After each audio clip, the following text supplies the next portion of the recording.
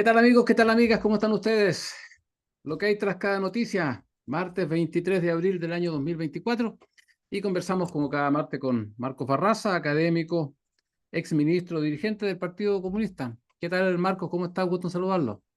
Hola, buenos días, Julio. El agradado soy yo de estar una vez más en Radio Nuevo Mundo, en estas conversaciones que son tan necesarias para tiempos complejos.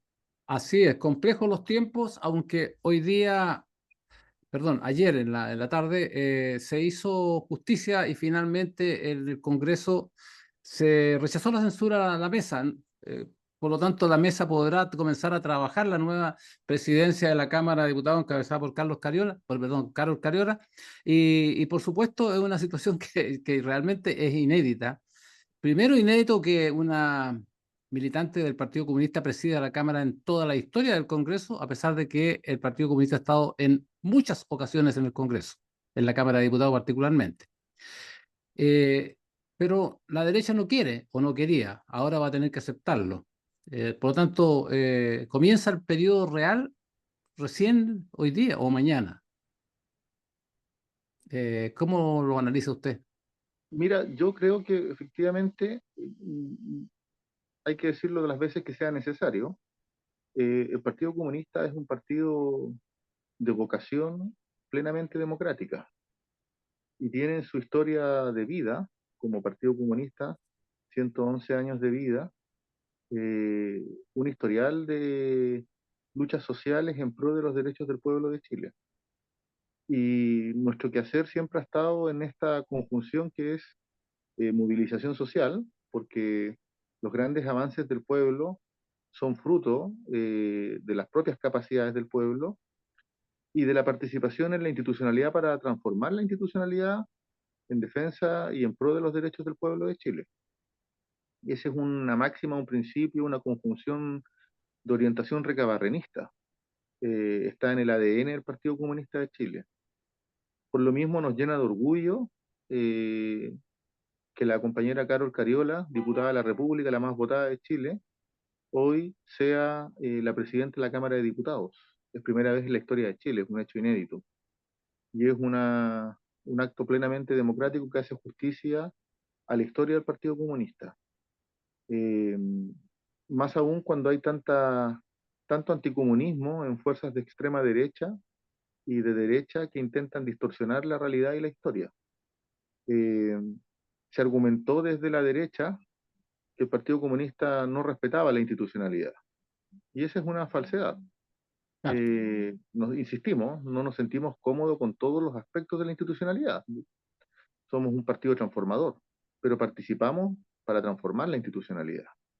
Y esa es la vocación que ha guiado demandas históricas como la educación gratuita, como el derecho al voto a las mujeres, eh, eh, reformas tributarias, es decir, transformar una realidad que es por regla general muy desigual y que promueve la injusticia social. Eh, Nosotros en el pasado tuvimos la vicepresidencia de la Cámara con la compañera Carmen Gers, más antes tuvimos la vicepresidencia de la Cámara con el compañero Lautaro Carmona. En consecuencia, nuestro historial es plenamente democrático. Y son por lo mismo falacias las que argumenta la derecha, son mentiras, lisa y llanamente. Ahora, la buena noticia es que se logró respetar el acuerdo administrativo que nosotros respetamos como Partido Comunista en dos oportunidades anteriores. Es más, nos correspondía la vez anterior haber presidido la Cámara y por las presiones de derecha, por el cambio en la correlación de fuerza no pudimos. Hoy se hace justicia y creo que aquí hay dos consideraciones políticas que connotar. En primer lugar, este es un tercer triunfo para las fuerzas del oficialismo, es decir, los partidos de gobierno. Y digo un tercer triunfo porque la constitución de una lista unitaria de las fuerzas de izquierda, las fuerzas de centro izquierda, incluida la democracia cristiana, es decir, 11 partidos, tiene un propósito explícito, continuar con el espíritu transformador del gobierno del presidente Boric, pero a la vez impedir el retroceso histórico que significaría que la derecha conquistara más municipios y en su defecto tuviese mayor potencial para la presidencia de la República. El haber constituido una lista única y el que la derecha aún no tenga acuerdo en la mayoría de las comunas es una buena señal unitaria desde las fuerzas políticas y sociales. Y ese es el primer triunfo. El segundo triunfo es sin duda la presidencia de la Cámara de Diputadas y Diputados por la compañera Carol Cariola, que le da un input y un aliciente a la agenda transformadora del gobierno del presidente Boric. La Cámara tiene el deber de respetar la institucionalidad, de establecer las prioridades legislativas, la orden de prelación, eh, pero hace la diferencia cuando esta es conducida por la derecha o cuando es conducida por la izquierda. Y en ese sentido, aquí estamos frente a un gran triunfo. Y el tercer triunfo es que la operación eh, injusta, indebida, antidemocrática de la derecha de querer censurar la mesa de la Cámara de Diputadas y Diputados no prosperó y se constituye en la tercera derrota a la derecha. El que el Congreso mayoritariamente haya optado por no censurar la mesa directiva de la Cámara de Diputados es una señal democrática, porque habría sido impresentable para la ciudadanía que a pocos días, sin haber mediado ninguna acción legislativa, ninguna conducta indebida por parte de la mesa directiva, se haya censurado e impedido su consolidación. Entonces, estamos frente a un cuadro donde las fuerzas de gobierno eh, se vienen anotando tres triunfos consecutivos eh, y del mismo modo la derecha viene siendo derrotada en tres oportunidades importantes, en temas sensibles, que definen correlaciones de fuerza y da cuenta, y yo creo, con esto termino esta intervención, Julio, para no extenderme más, porque me miras con Sí. cara de... No, no, adelante. La derecha eh, lee en esto un peligro, desde sus propósitos obstruccionistas. La conformación de la mesa directiva de la Cámara de Diputadas y Diputados queda en la presidencia la compañera Carol Cariola, en la vicepresidencia el diputado Gaspar Rivas, que es de orientación de derecha, que fue de Renovación Nacional, que es del partido o fue del partido de la gente, y el segundo vicepresidente, el diputado Baedo, que es de la democracia cristiana. Aquí la Cámara dio una señal potente. Es posible construir acuerdos. Y esa señal es muy potente porque lo que se requiere son convicciones, pero a la vez acuerdos para avanzar en temas tan relevantes como la reforma en pensiones, como el pacto fiscal y otras políticas públicas con enfoque de derecho que están condicionadas y mediadas por los acuerdos políticos que se alcancen en la Cámara y en el Senado.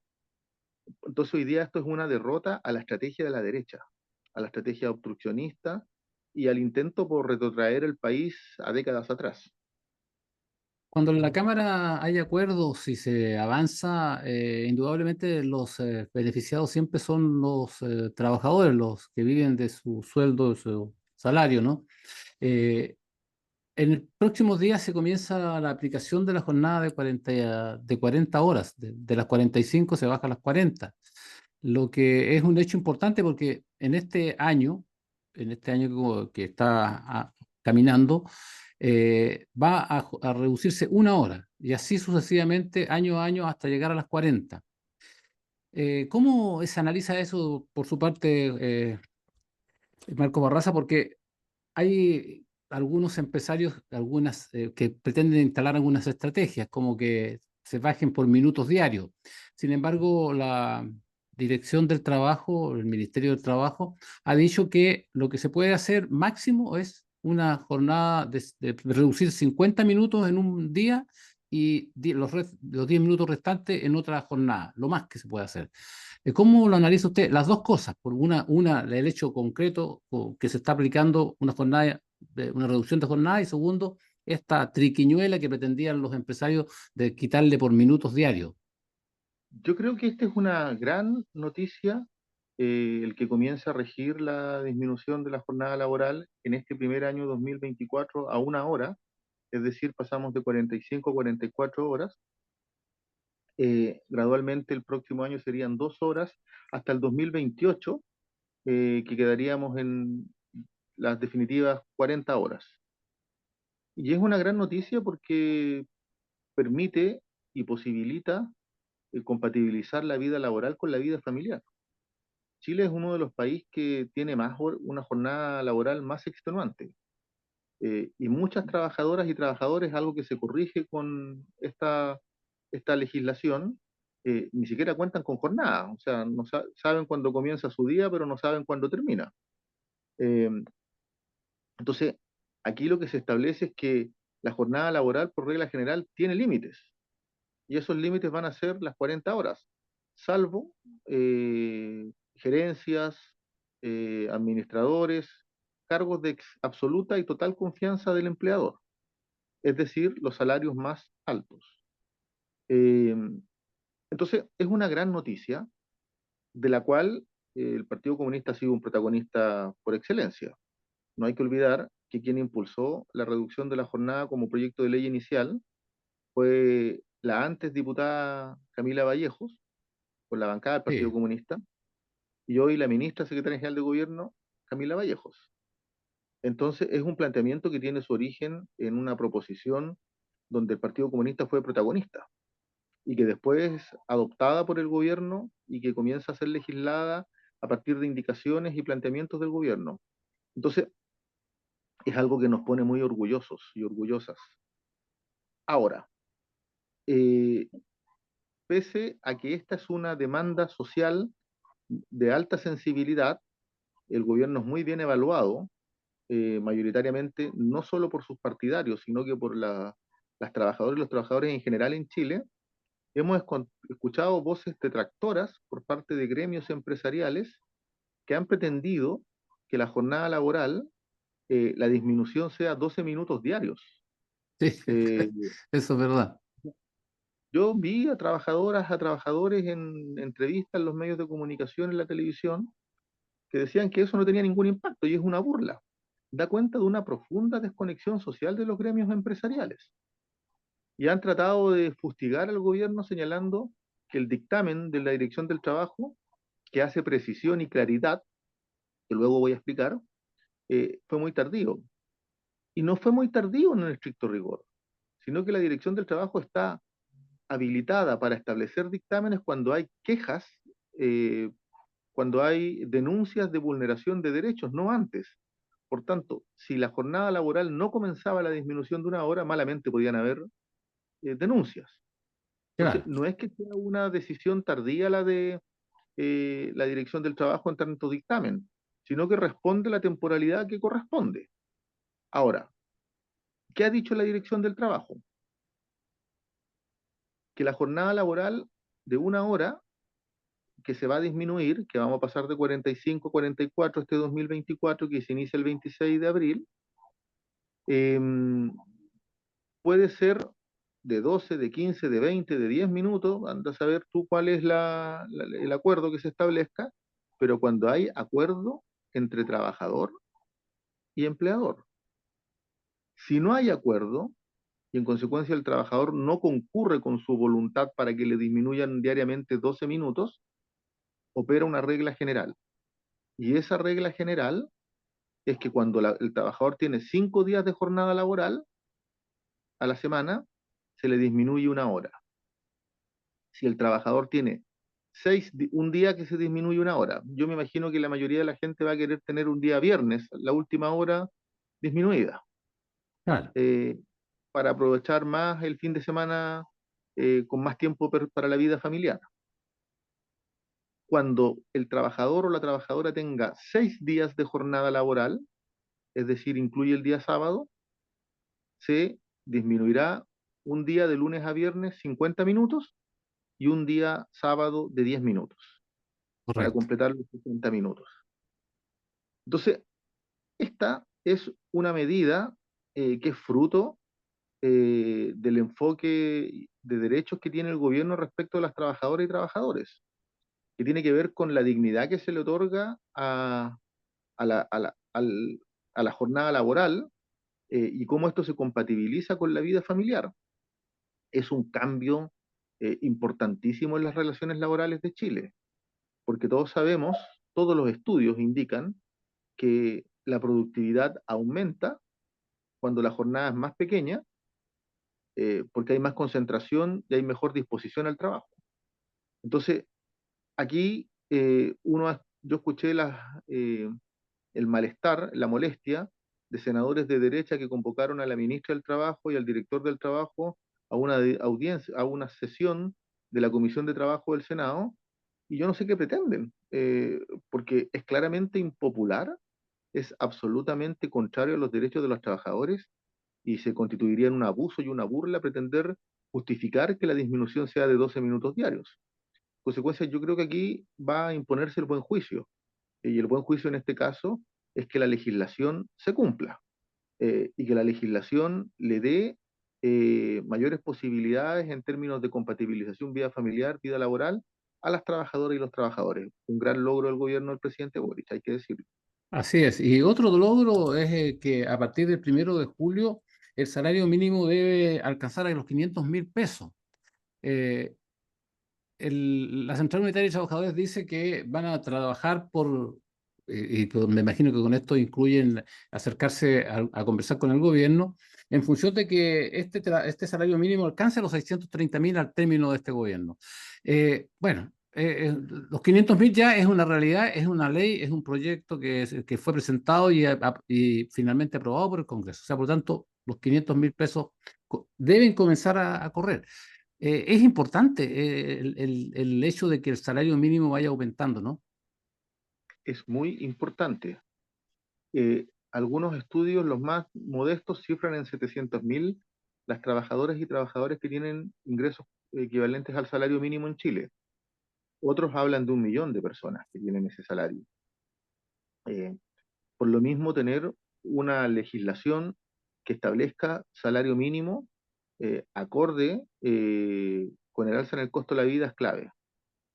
Yo creo que, en mi opinión, el alza del salario mínimo que llega en julio a 500.000 pesos da cuenta de un gobierno sensible a las urgencias sociales, pero también, y en honor a la justicia, de una central unitaria de trabajadores que ha puesto el tema del salario mínimo como una cuestión importante, como una cuestión central, no como una política accesoria, sino que va definiendo eh, pisos desde el punto de vista de los ingresos.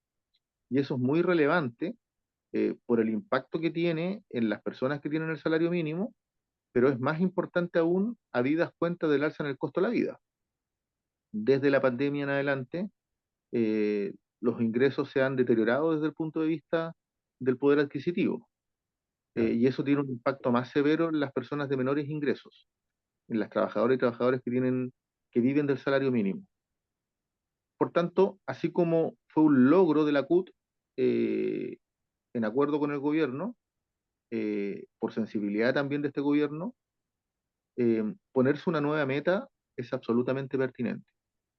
Y los 630.000 pesos que la CUT ha cifrado como la nueva meta para efectos del salario mínimo guarda estrecha relación con tener ingresos que sean consistentes con el alza en el costo de la vida.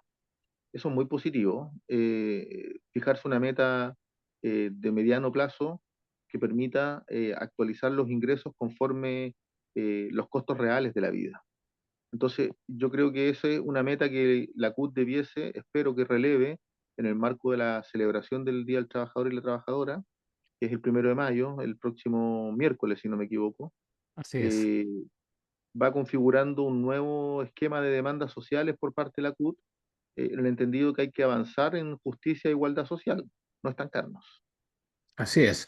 Y a propósito de los trabajadores, ya que estamos en estos temas que son trascendentes para la gran mayoría de los chilenos, eh, finalmente eh, el gobierno, el Ministerio de Economía, con la comisión correspondiente, logró establecer o estableció una tasa, un arancel de importación del acero chino, particularmente del acero chino, pero en general de los aceros para un 4, 4,9%, si no me equivoco. efectivamente. Y esto lo han tomado los trabajadores con mucha alegría. También la empresa ha dicho que va a continuar la producción. Había amenazado con cerrar la producción de aceros en Huachipato. ¿Cómo se puede analizar esto? Porque uno, si hace un análisis, dice, bueno, si parte de la historia, Huachipato era estatal, se le entregó en la dictadura a los empresarios privados. Los empresarios privados lo primero que hicieron fue cerrar uno de los dos altos hornos que tenía Huachipato, porque no era rentable. Y ahora pretendían cerrar la empresa. Pero además esto es un asunto mucho mayor. Las empresas tienen que necesariamente mejorar sus estándares de producción para bajar costos y poder competir. Y no necesariamente comenzar a subirle aranceles a los exportadores, importadores o exportadores de otros países. Me imagino yo, por lo menos una parte de mi análisis. Mira, yo lo veo de este modo, Julio. Yo creo que hay dos debates que están estrechamente entrecruzados, uno de mediano y largo plazo y otro de coyuntura. El de mediano y largo plazo es que en Chile no hay una estrategia que promueva la industrialización, eh, la generación de mercancías con valor agregado, con cadenas productivas que otorguen valor agregado y con perspectiva y acento regional. Eh, la crisis que se vivió o que se está viviendo y que tiene visos de mejorarse, de superarse en Huachipato, da cuenta de que estamos hablando de una industria de corte nacional, indistintamente que sea privada la propiedad, que genera 22.000 empleos directos e indirectos. Estamos hablando de empleos con calificación, eh, ingresos más altos que más bajos, eh, para la generación de materias primas como es bolas de acero y barras de acero. Eh, entonces, esto devela la insuficiencia de modelo de desarrollo que tiene la economía chilena y que se expresa en cada región con diferentes acentos. Un debate real sobre regiones, sobre estrategias de crecimiento y distribución de recursos, obliga a poner al centro el modelo de desarrollo a escala regional, no solo a escala nacional, con valor agregado, no exportando materias primas sin digamos, una cadena productiva, una cadena de valor que implica innovación, eh, industrialización, tecnología, crecimiento como consecuencia de eso y distribución o redistribución, Claro. es decir, trabajos con ingresos más altos. Y esto se devela nuevamente a partir de esta crisis de Huachipato. Pero en segundo lugar, ¿qué reclamaban las trabajadoras y los trabajadores de Huachipato y las respectivas gerencias? Que había un fenómeno de dumping, eh, que había competencia desleal en la importación de acero. Eh, la tasa arancelaria estaba en 14%, está en 14%, y la Comisión ante Distorsiones del Banco Central estableció que tenía que estar en 24,9, que es lo que había propuesto inicialmente Huachipato. Entonces, ¿y quién propuso y quién se la jugó por esta gestión de manera correcta, eh, poniendo al centro el bienestar de las trabajadoras y los trabajadores fue el gobierno? Sí, fue el ministro de Economía quien hizo los planteamientos en el Banco Central. Entonces, estamos hablando de un logro, de un acierto, que le da viabilidad a una empresa que genera tan importante para la economía de la región, de la octava región, que genera valor agregado a las cadenas productivas y que en consecuencia genera mejores ingresos que no existiendo valor agregado. Entonces, yo creo que aquí hay que decirlo, el gobierno fue correcto en su posición, hubo mucha crítica destemplada al proceder del gobierno, pero su estrategia se está prevaleciendo. Y eso asegura una industria, la viabilidad de una industria y asegura fuentes de trabajo para las trabajadoras y los trabajadores. Así es, pueden estar más tranquilos, por lo menos la gente del Bío. Así que, bueno, pero hay que darle una mirada luego de otra forma, una mirada un poquito más que proyecte el quehacer de las empresas en Chile de una manera distinta. Eso es lo menos lo que a mí se me ocurre. Eh, Otro tema importante, la derecha tiene todo un show con respecto a qué candidatura va a contraponer a la candidatura de Iracy Hasler en la comuna de Santiago. Han pasado por varios, hoy día van en desborde. No sé si se están desbordando o van por el apellido, digamos, pero lo concreto es que han pasado por varios nombres. Alessandri, el exalcalde, Sichel, bueno, ya, y ahora van en desborde. ¿Cómo lo ve el municipio de Santiago? ¿Cómo lo ve Santiago? ¿Cómo lo ve el Partido Comunista? Mira, yo creo que lo que queda de manifiesto en esta inestabilidad que tiene la derecha para definir un candidato o una candidata que los represente es que no tienen seguridad ni certidumbre del éxito de su propuesta. Eh, y eso se evidencia en la variabilidad de las propuestas. Bien lo has señalado tú. Partieron con Alessandri, el exalcalde de derecha de RN, que es el responsable de los retrocesos en calidad de vida, en seguridad pública, en aumento de incivilidades que han agobiado a la comuna de Santiago.